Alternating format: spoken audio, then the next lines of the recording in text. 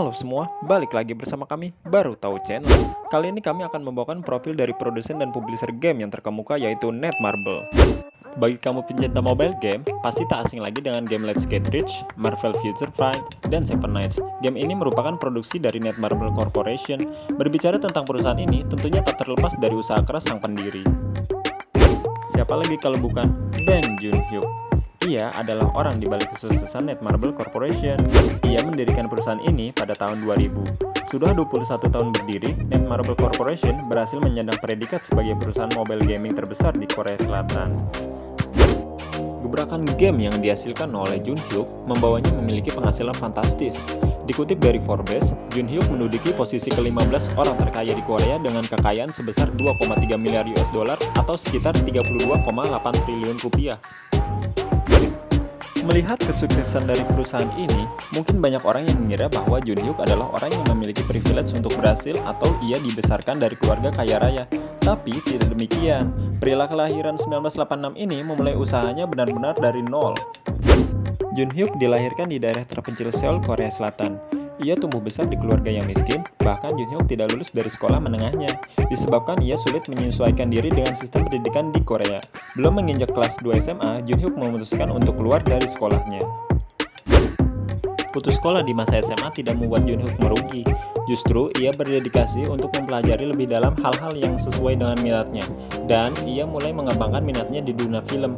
Pada akhir 1990-an, ia memulai bisnis pertamanya dalam layanan film online. Mengingat di tahun tersebut jaringan internet belum seluas saat ini, membuat layanan film miliknya harus gulung tikar setelah didirikan selama 2 tahun. Tapi dari kegagalan ini, membuat Joon-hyuk semakin kuat dan optimis untuk berhasil di masa depan. Pada tahun 1997 sampai 1998, Asia mengalami krisis keuangan yang menyebabkan perekonomian Korea menjadi turun. Pemerintah di negara tersebut mulai membangun infrastruktur besar-besaran dalam teknologi dan informasi agar ekonomi di negeri ginseng tersebut bisa bangkit lagi. Dari kasus tersebut, game online mulai berkembang karena keadaan internet di negara ini mulai meningkat. Joon-hyuk yang pintar melihat peluang akhirnya mengambil kesempatan untuk fokus dalam pembuatan game online. Ia mulai mencari investor untuk mendanai perusahaannya. Karena ketekunan dan kerja kerasnya dalam mencari investor, ia berhasil mengumpulkan dana sebesar 88.000 dolar atau sekitar 1,2 miliar. Pada tahun 2000, ia mendirikan Netmarble dengan memiliki 8 karyawan pertamanya. Awal-awal didirikan, perusahaannya hanya fokus dalam pembuatan game kasual untuk perempuan dan remaja. Beberapa tahun kemudian, Joon-hyuk mulai melakukan inovasi lagi terhadap perusahaannya. Dari yang awalnya hanya game online di komputer, lalu ia mulai fokus ke mobile game. Karena ia melihat perkembangan smartphone yang semakin hari semakin digunakan oleh orang, ia menganggap smartphone adalah budaya baru bagi semua orang, dan bukan sebagai telepon biasa. Maka dari ini, ia mengambil kesempatan untuk menggarap mobile game. Game produksi Netmarble yang paling laku di pasaran adalah Marvel Future Fight. Game ini dirilis pada April 2015 dan mampu menembus angka 10 juta download hanya dalam 2 minggu untuk perilisan di 118 negara. Game ini menduduki peringkat top free di Google Play Store dan App Store. Tak hanya itu, perusahaan milik Joon-hyuk terus membuat game baru.